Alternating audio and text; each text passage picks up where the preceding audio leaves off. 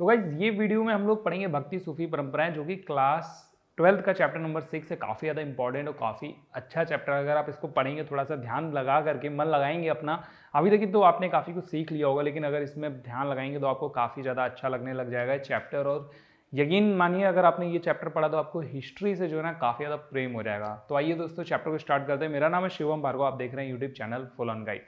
दोस्तों, भक्ति सूफी और परंपराएं, नाम से ही पता चल रहा है ये चैप्टर भक्तिवाद के बारे में है। यहाँ पर सूफीवाद जो था, जो सूफियों का समय चल रहा था, दौर चल रहा था, उनके बारे में बताया गया। अच्छा, ये चैप्टर पढ़ाया ही क्यों जा रहा है, मतलब हमें भक्ति से क्या लेना देना इतिहास में। दोस्तों, आपने सुना होगा कि अच्छा, एक चीज ना खुद से सोचो कि जो मूर्ति बनी है, जिस मूर्ति की आप पूजा करते हो या उस मूर्ति के लिए जो आप गायन करते हो, जो एक भजन गाते हो, वो कब बना, क्यों बनाया गया, उसके पीछे क्या उद्देश्य थे, किसने बनाया। तो ये सारी बातें ना अगर हमें समझनी है, हमें अपने ऐतिहासिक लोगों के बारे में समझना है, अपने पूर्वजों के बारे में समझना है, काफ़ी सारी चीज़ों को जानना है, तो दोस्तों हमें इन सारी चीज़ों को पढ़ना पड़ता है। लेकिन ये चैप्टर हमारे सामने क्यों है?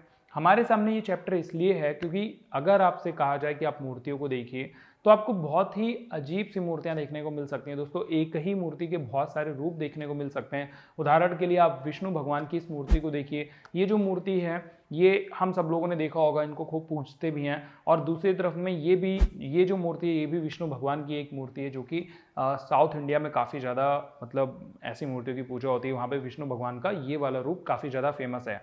तो आपने सुना होगा कि विष्णु भगवान के 10 अवतार हैं। अभी कुछ अवतार, मतलब 10वां अवतार लेना बाकी है, या जो भी बात है। देखो, मैं हिंदू भगवान के या हिंदुओं के समाज पे कुछ आँच नहीं उठा रहा हूँ। मैं बस ये बोल रहा हूँ कि जो बुक में लिखा है वो सारी बातें, मतलब ये भी एक भगवान का रूप है और ये भी एक भगवान का ही रूप है। तो ऐसी सारी चीज़ें कहाँ से शुरू हुई, क्यों शुरू हुई, इनके पीछे मकसद क्या थे या क्या धारणाएं थी, दोस्तों ये सारी बातें हम लोग इस चैप्टर में पढ़ने वाले हैं। तो सबसे पहले मैं उन लोगों से रिक्वेस्ट करूंगा कि जो लोग कुछ और बातें बताने वाले हैं कि नहीं ऐसा नहीं होता, वैसा नहीं होता, ऐसा हुआ था, वैसा हुआ था, तो आप लोग खूब आराम से कमेंट करके बता सकते हैं। लेकिन मेरा इन पर रिप्लाई कोई भी क्यों नहीं जाएगा, क्योंकि मैं वो सब कुछ पढ़ा रहा हूँ जो बुक में दिया हुआ है। और अगर आपको एग्जाम में पास होना है दोस्तों, तो आपको भी यही सारी बातें लिखनी होंगी। अगर आपसे किसी ने कहा कि विष्णु भगवान जो हैं वो शिव जी के सीने से निकले हुए हैं, तो ऐसी बातें बिल्कुल भी आप यहाँ पर नहीं लिखेंगे, क्योंकि जितनी बातें हमें बुक में दी हुई हैं, हमें वही बातें लिखनी है और उन्हीं बातों से हमको नंबर मिलने वाला है। तो जो भी बातें आपको पता है, जो कहानियाँ आपको पता है, उन सभी को आप 10 मिनट के लिए बिल्कुल अपने दिमाग से दूर कर दीजिए। बड़े ध्यान से चैप्टर को समझने की कोशिश करते हैं। चैप्टर की शुरुआत होती है दोस्तों यहाँ पर धार्मिक विश्वास और आचरण के साथ में। धार्मिक विश्वास और आचरण का मतलब ये है कि अगर हम लोग देखेंगे पुराने टाइम के साहित्य को या फिर मूर्ति कलाओं को, तो दोस्तों उसमें से हमें काफ़ी ज़्यादा इंपॉर्टेंट चीज़ें मिलती हैं। क्योंकि इस चैप्टर का जो टाइम पीरियड है वो है 8वीं से 18वीं शताब्दी के बीच का। तो 8वीं से 18वीं शताब्दी के बीच में जो धर्म, जो उसमें विश्वास बने, जो उसमें साहित्य थी, जो मूर्तियां थी, दोस्तों हमें उन्हीं सब के बारे में पढ़ना है। और ये जो साहित्य होते हैं, मतलब जो कविताएं हो गई या फिर जो लोगों के गीत हो गए, दोस्तों डांस, जो नृतक वगैरह होते हैं, जो भगवान की भक्ति में डांस करते थे, मतलब नृत्य वगैरह, वो सारी चीज़ें, फिर उनसे संबंधित मूर्तियां वगैरह हो गई, मूर्ति कला, ये सब कुछ देवी देवताओं के बारे में काफ़ी कुछ बयान करती हैं। इसीलिए हमने इस चैप्टर में शुरुआत यहीं से करी है कि साहित्य और मूर्ति कला में देवी देवताओं के बारे में काफ़ी ज़्यादा जानकारी मिल जाती है। अब दोस्तों हम लोग बात करते हैं पूजा प्रणालियों के समन्वय, जो कि आपकी अगली और पहली हेडिंग है, जिसमें यह बताया गया है कि उस समय पर ब्राह्मणी विचारधारा दोस्तों जो थी वो काफ़ी ज़्यादा फेमस थी। और ये ब्राह्मणी विचारधारा किस तरीके से फैली? ये फैली आपकी पौराणिक ग्रंथों की रचनाओं से, उनके संकलन से, उनके परिरक्षण से, उनको कैसे सहेज करके रखा गया, फिर एक पीढ़ी से दूसरी पीढ़ी तक कैसे ले जाया गया, ये सारी चीज़ें हो गई। इसके बाद में यहाँ पर दोस्तों जो आपकी ब्राह्मणी विचारधाराएं थी, ये पूरे देश में भी व्याप्त हुई, अलग अलग तरीकों से व्याप्त हुई। इन सारी बातों पर भी आपकी काफ़ी ज़्यादा जो है समझ यहाँ पर बनाई जाएगी। और दोस्तों ये भी देखा जाएगा कि ये जो ब्राह्मणी विचारधाराएं थी, यानी कि जो इनके धर्म ग्रंथ थे, वो सारे संस्कृत भाषा में लिखे गए। और तो और ये शूद्र और स्त्रियों को भी पढ़ने के लिए इसमें हाँ करी गई थी। क्योंकि आपने सुना होगा कि बहुत पहले, मतलब जो शूद्र लोग होते थे, शूद्र जाति के लोग या शूद्र वर्ण के लोग, उन लोगों को पुराण या धर्म ग्रंथ जैसी चीज़ों को सुनना भी मना था। अगर यदा कदा कोई सुन भी लेता था तो उसके कानों में गर्म तेल डाल दिया जाता था। लेकिन यहाँ पर अगर हम बात करें ब्राह्मणी विचारधाराओं में ऐसे ग्रंथों की, पौराणिक ग्रंथों की, तो दोस्तों वो शूद्रों के लिए भी हाँ हामी भर दी गई थी और स्त्रियां भी उनको पढ़ सुन सकती थी, लेकिन सारी नहीं, कुछ हद तक की जो है छूट मिल चुकी थी।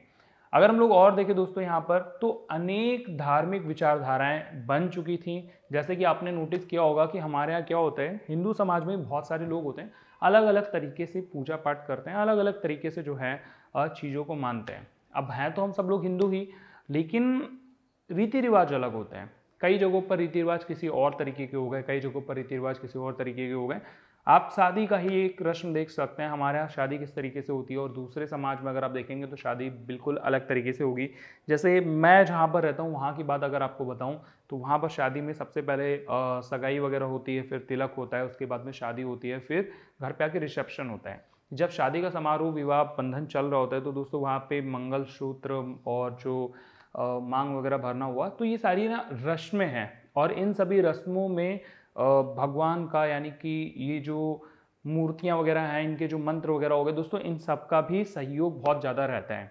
लेकिन अगर आप अन्य किसी और समाज में देखेंगे जो वो खुद हिंदू होंगे, लेकिन उनके यहाँ हो सकता है कई और चीज़ें बदली हों या कई चीज़ें ना होती हों या कई और चीज़ें जुड़ी हों, तो हम कह सकते हैं यहाँ पर बहुत अलग अलग तरीके की विचारधाराएं जो थी वो पनपी इसी समय में।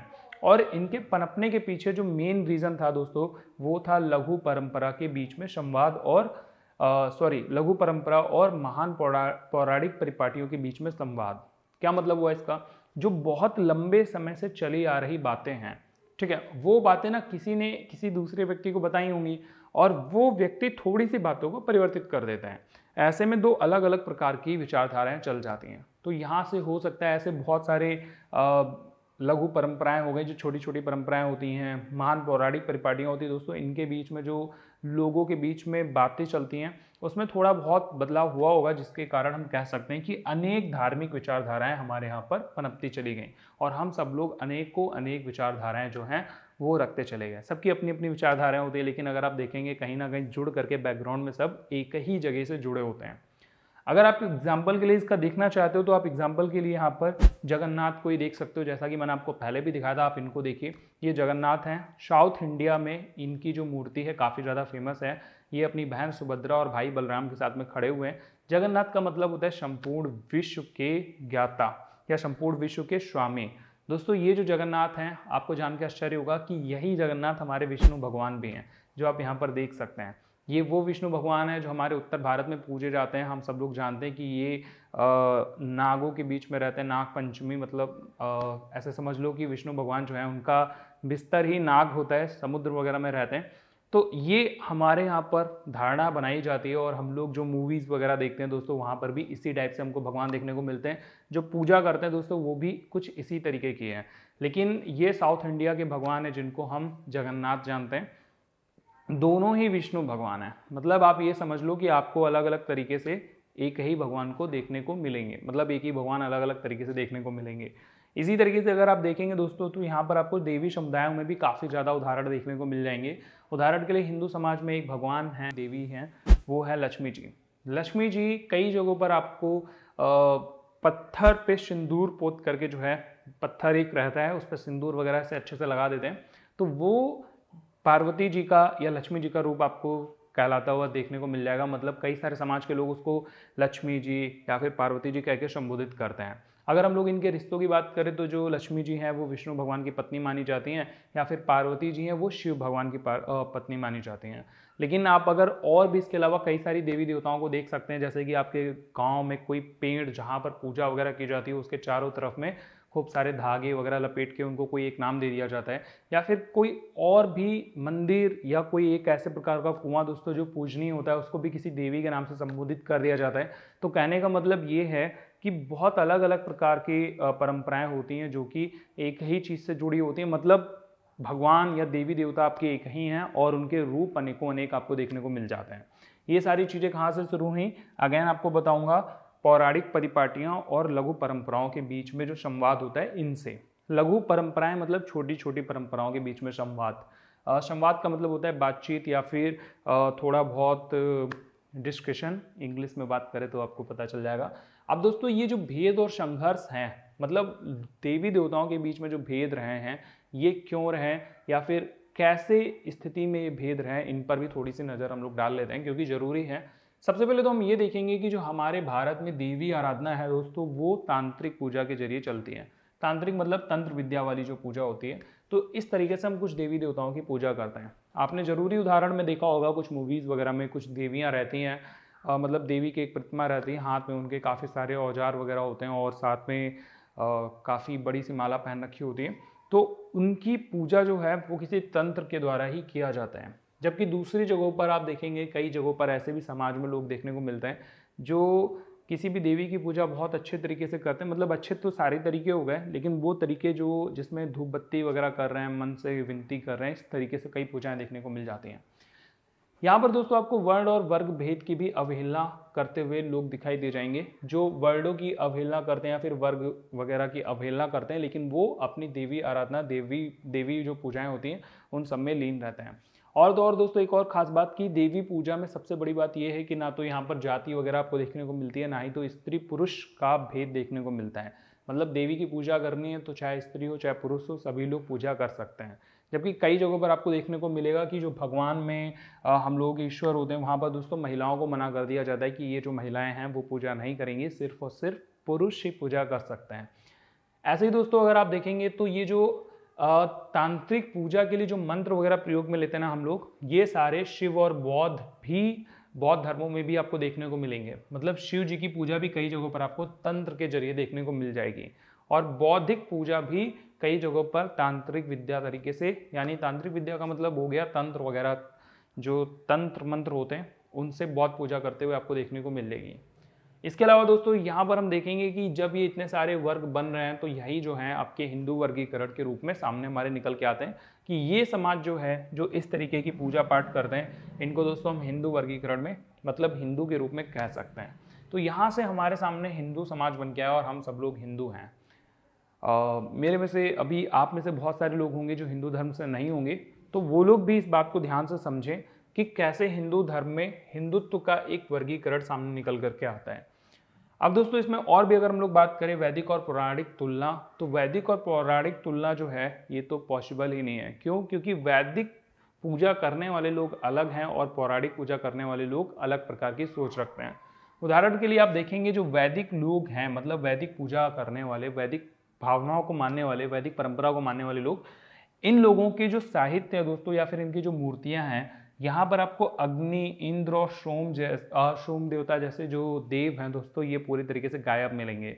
मतलब अगर आप कोई भी गाना वगैरह भी देखेंगे ना, तो आपको कहीं पर भी अग्नि देव का या इंद्र देव का या सोम देव का किसी गाने वगैरह में, किसी भजन वगैरह में, कीर्तन में ज़्यादा यूज होते हुए नहीं दिखाई देगा।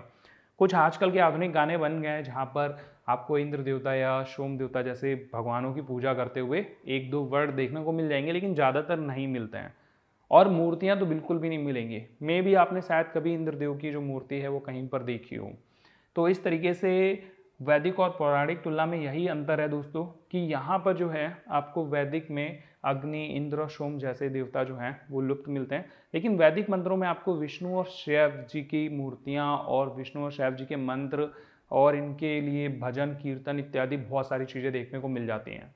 तो वैदिक मंत्रों में आपको विष्णु और शैव जैसे देवता देखने को मिलते हैं, वहीं अग्नि, इंद्र और सोम जैसे देवता देखने को नहीं मिलता है। इसके अलावा दोस्तों अगर हम लोग बात करें इन दोनों के बीच में विचारधाराओं की, तो वैदिक और पौराणिक वाले जो लोग थे, खास करके वैदिक में वैदिक परंपराओं को मानते हैं, और तांत्रिक में दोस्तों वो जो पौराणिक परंपराओं को मानते हैं, इनके बीच में ना कभी भी आपस में बनती नहीं थी। बनने का मतलब वैदिक लोग मानते थे कि किसी भी तरीके से, यहाँ पर मैंने मंत्र लिख दिया है, अंक की बिंदी गायब हो गई है।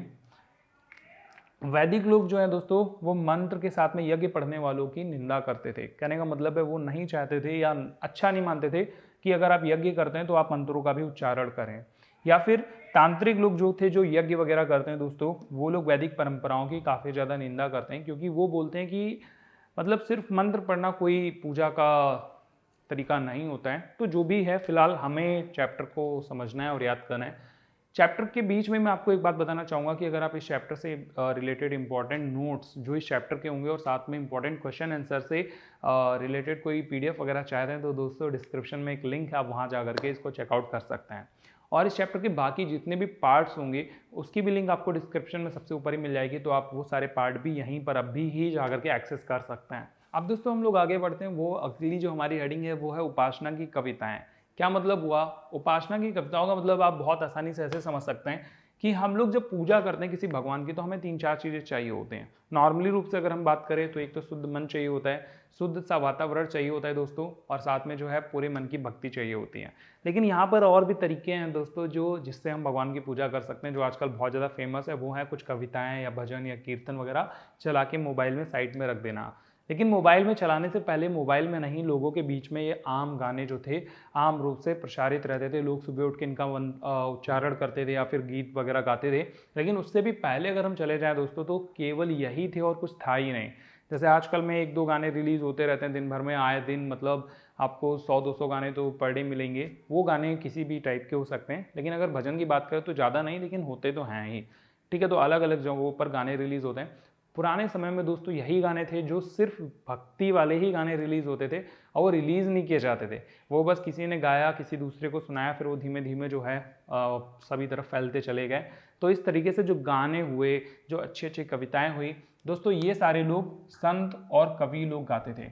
अच्छा, संत जो होते हैं इनके बारे में बहुत ज़्यादा मतभेद है कि संत कौन होता है। संत दोस्तों वो लोग थे जो गाने या कविताएं वगैरह गाते थे और उनके बारे में जो है लोगों को भक्ति के बारे में बताते थे। यहीं पर ब्राह्मण की भूमिका कम नहीं होती। ब्राह्मण अभी भी वही व्यक्ति हैं या वही लोग रहते थे जो ईश्वर और भक्त के बीच में कनेक्शन बॉन्डिंग कराते थे। यानी कि ब्राह्मणों का काम ये था कि अगर आपको कोई भी चीज़ चाहिए, भगवान से आपको कुछ मांगना है, फिलहाल तो लोग मन्नत वगैरह मांगते हैं, तो इस तरीके की कोई मन्नत मांगनी है तो दोस्तों पहले आपको ब्राह्मण के पास जाना पड़ेगा, फिर ब्राह्मण आपका जो कनेक्शन है वो ईश्वर तक कराएंगे। ऐसी वाली भूमिका यहाँ पर निभा रहे थे उस टाइम पर जब संतों का जन्म हुआ, संत उदय होने लग गए। लेकिन संतों का जो मेन काम था दोस्तों वो था केवल और केवल भक्ति करना और गीत बनाना, गायन बनाना, लोगों तक उनका प्रसारण करना और लोगों तक जाकर के जो है भावनाओं वाली, भक्ति भावनाओं वाली बातें बताना। ठीक है, मेन काम इनका ये था, ना कि आप ऐसा समझें कि ये केवल गाना गाने का काम करते थे। भक्ति से रिलेटेड जो भी काम हो ईश्वर की उपासना के लिए, चाहे जैसा भी काम हो, वो संत लोग करते थे।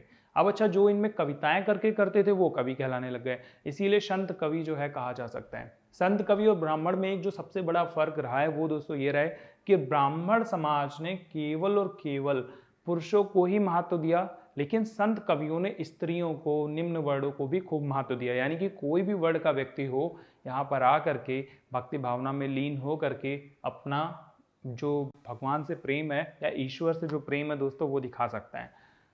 इसके दोस्तों 2 तरीके थे भक्ति परंपराएं करने के, पहला था सगुण और दूसरा था निर्गुण।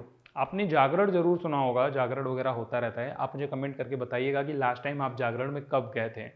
तो दोस्तों जो जागरण वगैरह होते हैं, जब आपने देखा होगा खूब सारे म्यूजिक सिस्टम लग जाते हैं, भगवान की मूर्तियां बिठा दी जाती हैं और अच्छे अच्छे भजन कीर्तन गायन वगैरह होता है, वहाँ पे लोग इकट्ठा होते हैं। तो दोस्तों आप नोटिस करेंगे कि मूर्ति जो है वहाँ पर सबसे ज़्यादा इंपॉर्टेंट होती है। तो जिस जगहों पर मूर्ति रहती है उनको हम सगुण भगवान बोलते हैं, मतलब सगुण भक्ति परंपरा बोलते हैं। सगुण भक्ति परंपरा में हम मूर्ति पूजन करते हैं, किसी एक आकार की पूजा करते हैं, जैसे कि हमारे विष्णु भगवान हो गए, शिव भगवान हो गए या फिर कोई और भी देवी देवता। लेकिन अगर हम लोग बात करें वहीं पर निर्गुण भक्ति परंपरा की, तो यहाँ पर दोस्तों किसी भी प्रकार का कोई भी मूर्ति नहीं होती, बस केवल गीत गाए जाते हैं, ईश्वर की उपासना की जाती है और मन से उस निराकार आकृति की, जो किसी आकृति में ही नहीं है, मतलब ईश्वर, उसकी भावना, भक्ति भावना जो है अपने मन में लाते हैं, उनसे संबंधित प्रेम वगैरह गीत वगैरह गाते हैं। जैसे कि अगर आपसे मैं बोलूं कि आप ना उदाहरण के लिए मान लो कि आपको विष्णु भगवान से कुछ चाहिए, तो आप कैसे बोलेंगे? हे विष्णु भगवान मुझे एक मार्कर की इंक दे दो, या फिर ऐसे बोलेंगे हे विष्णु भगवान मेरे मन को ना शांत कर दो, मेरे अंदर जो है सद्बुद्धि का विकास करो। तो जब आप ये बात बोलेंगे तो आपके अंदर विष्णु भगवान की एक छोटी सी इमेज बनेगी जो आपने कहीं देख रखी होगी। लेकिन वहीं पर जब अगर हम ऐसे बोलते हैं लेकिन वहीं पर दोस्तों जब हम ऐसे बोलते हैं हे ईश्वर मेरे लिए कुछ अच्छा कर दे, तो आपके मन में कोई आकृति ही नहीं आई होगी, किसी भगवान की कोई आकृति नहीं आई होगी, बस आपने मन से किसी ईश्वर जैसे शब्द को याद किया। दोस्तों वही जो चीज़ है वो निर्गुण परंपरा के अंतर्गत में आ जाती है।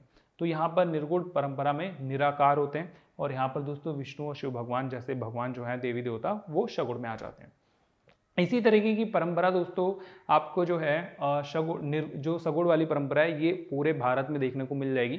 सभी जगहों पर अलग अलग प्रकार के लोग होते हैं, लेकिन अब हम लोग जो बात करेंगे वो बात करेंगे अपने देश के दो भागों की। पहला उत्तर भारत और दूसरा होगा दक्षिण भारत। उत्तर भारत में दोस्तों जो है हमारे सगुण भक्ति परंपराएं काफ़ी ज़्यादा चलती हैं, और इसमें जो है विष्णु और शिव भगवान को काफ़ी अच्छे तरीके से पूजा जाता है, और सबसे प्रमुख देवता विष्णु और शिव भगवान ही माने जाते हैं। लेकिन ऐसा नहीं है कि तमिल भारत में यानी दक्षिण भारत में दोस्तों, तमिलकम भारत में या लेकिन ऐसा नहीं है दोस्तों कि जो हमारा दक्षिण भारत है वहाँ पर ऐसा नहीं होता, वहाँ भी सगुण भक्ति बहुत ज़्यादा कराई जाती है। लोग सगुण भक्ति में विश्वास रखते हैं, जैसे कि विष्णु भगवान, शिव भगवान। उदाहरण के लिए हम लोग सबसे पहले एक हेडिंग देखते हैं तमिलनाडु में अलवार और नैनारों के बारे में। अलवार कौन थे? अलवार दोस्तों वो लोग थे जो विष्णु भगवान की पूजा करते थे, और नैनार वो लोग थे जो शिव भगवान की पूजा करते थे। मतलब ये कोई लोग नहीं थे, ये एक ग्रुप का नाम है, एक संप्रदाय है, एक पूरा समुदाय है दोस्तों, काफ़ी बड़ा संप्रदाय, जहाँ पर कई सारे लोग मिल करके ऐसे लोग जो सिर्फ और सिर्फ विष्णु भगवान की पूजा करते हैं, उनकी भक्ति करते हैं, उनको अलवार कहा जाता है। याद करने के लिए आप ऐसे याद कर लो कि शिव भगवान की 3 आंखें होती हैं, 3 आंखों के लिए हम उनको नयन बोलते हैं, क्योंकि तीसरी क्या है? नयन। तो जो नयन है उससे नयनार, यानी कि शिव भगवान को पूजा करने वाले लोग नयनार कहलाते थे। अब यहाँ पर बहुत सारे लोग ऐसे थे जो तमिलकम भारत में यानी कि दक्षिण भारत में घूम घूम करके जो है एक जगह से दूसरे जगह तक जाते रहते थे और पूजा करते रहते थे। तो ये लोग जब जाते थे तो दोस्तों किसी स्थान पर रुकते थे, और रुकने के बाद में वहाँ पर जो है उस स्थान को पवित्र स्थान घोषित कर दिया जाता था। फिर लोग वहाँ पर धीरे धीरे इकट्ठा होने लग जाते थे, क्योंकि वहाँ पर काफ़ी ज़्यादा जो है इन्होंने भक्ति की होती थी, काफ़ी जैसे महीनों तक, सालों तक, दिनों तक। फिर वो पवित्र स्थान बन जाता था, और इसी तरीके से जो है मंदिरों का निर्माण हो गया, और ये मंदिर काफ़ी बड़े मंदिर बन गए। आप उदाहरण के लिए बहुत सारे मंदिर ऐसे देख सकते हैं दोस्तों जो विष्णु भगवान या शिव जी के हैं, दक्षिण भारत में पाए जाते हैं। हालांकि उनका रूप कुछ भी हो, लेकिन ये मतलब पाए जाते हैं भगवानों के रूप में, मंदिरों के रूप में। एक और ख़ास बात कि इनके साथ में, मतलब ये जो भगवान है दोस्तों हमारे विष्णु भगवान या शिव भगवान, इनके साथ में इनको पूजा करने वाले संतों की भी प्रतिमाएं देखने को मिलती हैं अगर हम दक्षिण भारत के मंदिरों में जाएं या उनको देखें तो। क्या मतलब हुआ इसका? जैसे इनके जब हम मंदिर वगैरह देखेंगे ना अपने विष्णु भगवान के या शिव भगवान के उधर साइड में, तो वहाँ पर आपको इन लोगों की मूर्तियाँ भी देखने को मिल जाएंगी। लेकिन दोस्तों वहीं पर अगर हम लोग थोड़ी सी और बात करें अलवारों के बारे में, तो ये जो अलवार और नैनार थे, इन लोगों ने काफ़ी ज़्यादा चुनौती दी हुई थी जाति प्रथा को और ब्राह्मण प्रभुत्व को। क्या मतलब हुआ? जाति प्रथा का मतलब है कि ऐसे बहुत सारे अलवार थे या नैनार थे दोस्तों जो ब्राह्मण जाति के नहीं थे। क्या मतलब हुआ? इसका मतलब ये हुआ कि ऐसे बहुत सारे अलवार या नैनार दोस्तों शिव संत थे, भगवान के संत थे जो ब्राह्मण जाति के नहीं थे। आपने नोटिस किया होगा कि हमेशा से कहा जाता रहा है कि ब्राह्मण ही है जो पूजा करा सकते हैं, जो धर्म कांड के जितने भी कार्य होते हैं वो सारे संपन्न करा सकते हैं। लेकिन यहाँ पर दोस्तों अलवार और नैनार में आपको बहुत सारे ऐसे व्यक्ति देखने को मिलेंगे जो शिल्पकार थे, किसान थे, छत्री थे, या फिर कभी कभी तो शूद्र अस्पृश्य भी होते थे, लेकिन वो संत होते थे, पूजा कराते थे, भक्ति कराते थे। तो इस तरीके से हम कह सकते हैं कि अलवारों और नैनारों ने जाति प्रथा को चुनौती दी थी। और साथ में दोस्तों बहुत बड़ी चुनौती थी, वो थी ब्राह्मण का प्रभुत्व की। मतलब हम सब जानते हैं कि अगर हमें भगवान से मिलना है, हमें भगवान से कोई बात करनी है, मिलना तो पॉसिबल नहीं है, लेकिन दोस्तों अपनी बात तो भगवान तक पहुंचानी है, हमें उनका धन्यवाद करना है, हमें उनके साथ में कोई भी प्रकार की वार्तालाप करनी है, तो एटलीस्ट हमको जो है मंदिर जाना पड़ेगा, एक मूर्ति के समक्ष जाना पड़ेगा। तो दोस्तों मूर्ति तभी हम पूजन कर सकते हैं जब वहाँ पर एक ब्राह्मण उपलब्ध हो, उनके द्वारा हम कुछ कर्मकांड कराएंगे, जैसे कि यज्ञ कराना है, बहुत सारी बातें हैं, आप जानते हो, मैं ज़्यादा एक्सप्लेन नहीं करूँगा। जितनी भी एक पुजारी की, एक पंडित की इंपॉर्टेंस होती है वो सारी बातें, एक ब्राह्मण की इंपॉर्टेंस होती है वो सारी बातें दोस्तों इन्होंने खत्म करने की कोशिश करी, उनका तोड़ दिया, उनका तोड़ निकाला कि अलवार और नैनार भी वो सारे काम कर सकते हैं जो ब्राह्मण करते हैं, और उन्होंने वो किया भी था। बहुत सारे उदाहरण आपको देखने को मिलेंगे। एक और खास बात कि अलवार और नैनारों ने वेदों को बहुत ज़्यादा इंपॉर्टेंस दी थी। वेदों को इंपॉर्टेंस देने का मतलब ये दोस्तों कि यहाँ पर इन्होंने अपना एक जैसे हमारे 4 वेद होते हैं, अर्थवेद, यजुर्वेद, सामवेद और ऋग्वेद। इन चारों वेदों के बराबर में इनका भी एक वेद होता था जिसका नाम था नल यीरा दिव्य प्रबंधनम। ये दोस्तों एक ऐसा वेद था जो इन चारों वेदों के बराबर में ज्ञान रखता था। ये वेद ब्राह्मणों द्वारा पोषित किया जाता था, यानी कि ब्राह्मण इसको पालन करते थे, इन वेदों का, इनके वेदों का। ये तमिलकम का वेद है, अपना वेद नहीं है, ठीक है, ध्यान रखना। ये तमिलकम का वेद है जो कि तमिलनाडु में अलवार और नैनारू ने अपने में चला करके रखा हुआ था। और दोस्तों इसी तरीके से आपको जब मैंने यहाँ पर बात करी थी कि इन्होंने चुनौती दी थी जाति प्रथा को, ब्राह्मण प्रभुत्व को, दूसरी बात ये बताई थी कि इनके यहाँ पर मतलब स्त्री और निम्न वर्ण के लोग भी शामिल होते थे। तो स्त्री वर्ग के बारे में अगर हम जानना चाहें तो उनके उदाहरण यहाँ पर 2 दे रखे हैं। क्या क्या उदाहरण है? जैसे कि आपने सुना होगा मीराबाई के बारे में। मीराबाई कृष्ण जी की बहुत बड़ी भक्त थी, प्रेमिका थी। उन्होंने उनके लिए तो सब कुछ छोड़ दिया था, अपने पति को, अपने घर को, अपनी फैमिली को, दोस्तों हर एक चीज़ छोड़ दी थी। ऐसे ही यहाँ पर आपको अंडाल जो है, अंडाल नाम की एक औरत थी जो कि विष्णु जी की प्रेयसी थी। ये विष्णु जी को सबसे बड़ा अपना प्रेमी मानती थी और उन्हीं के भक्ति गीत, उन्हीं के गीतों को लिखना, उनको गाना जारी रखती थी। आज भी दोस्तों बहुत सारे समाज में, बहुत सारे समाज हैं, मतलब कई सारे समाजों में अंडाल के लिखे हुए कई सारे गाने हैं, जो गीत हैं वो गाए जाते हैं। और ऐसे ही एक और दूसरी थी जिनका नाम था करईकाल अम्मियार, अम्मियार, हाँ यही नाम है। ये शिव जी की भक्त थी। इन्होंने भी बहुत सारे गीत, बहुत सारे गाने लिखे। दोस्तों कहने को तो लोग बोलते हैं कि ये एक राक्षसी थी, लेकिन फिर भी ये एक स्त्री थी जिन्होंने अपने कर्तव्यों का पालन नहीं करा। आप सब जानते हैं कि स्त्रियों के क्या क्या कर्तव्य होते हैं, जैसे कि शादी करना, उसके बाद में माँ बनना, उसके बाद में बच्चों को पालना पोषना, फिर सास बनना। ये सारे जो कर्म होते हैं दोस्तों स्त्रियों के, ये कर्म नहीं करा इन्होंने अपनी ज़िंदगी में। इन्होंने ऐसे काम करे जो स्त्रियों के लिए नहीं बने थे, जैसे कि घर के बाहर रहना, घूमना फिरना, ईश्वर की भक्ति करना, गीत लिखना। इसीलिए इनको समाज में एक अलग ही प्रकार से देखा जाता है। लेकिन आप ओवरऑल ये समझ सकते हो कि उस टाइम पर ऐसी भी स्त्रियां थी जो भक्ति भावना में बहुत ज़्यादा बिलीव रखती थी, बहुत ज़्यादा प्रेम करती थी। इसके आगे का जो पार्ट है वो दोस्तों मैं पढ़ाऊंगा आपको अगली वाली वीडियो में। अगर आप ये वीडियो अभी भी देख रहे हैं तो हैशटैग फुल ऑन गाइड के साथ में दोस्तों ये जरूर लिख करके बताएं कि मैंने ये वीडियो पूरा देखा। अगर आपको वीडियो पसंद आया या चीज़ें समझ में आई हैं तो आप मुझे कमेंट करके बता सकते हैं। इसके साथ में दोस्तों कुछ अगर आपके सजेशन है तो वो भी दे सकते हैं। आपको चैप्टर समझ में आया नहीं है वो भी आप मुझे बता सकते हैं। इससे मुझे बहुत ज़्यादा खुशी मिलेगी कि आपने वीडियो पूरा देखा, आपको चीज़ें समझ में आ गई, आप आगे भी देखना चाहते हैं, ऐसी बातें जो हैं आप बताना चाह रहे हैं तो बता सकते हैं। मेरा काफ़ी ज़्यादा उत्साह वर्धित होगा, फिर मैं और ज़्यादा वीडियोज़ लाने के लिए इंस्पायर होऊंगा। अगर ये सब कुछ अच्छा लगा है तो लाइक का बटन दबा दीजिए, नहीं अच्छा लगा है तो आप मुझे कमेंट करके बता दीजिए, लेकिन लाइक का बटन तभी भी दबा दीजिएगा। और साथ में इस वीडियो को शेयर करना बिल्कुल भी ना भूलना। मैं मिलता हूँ आपसे अगली वीडियो में, तब तक के लिए गुड बाय, टेक केयर, अपना ख्याल रखिए, हंसते रहिए, देखते रहिए फुल ऑन गाइड।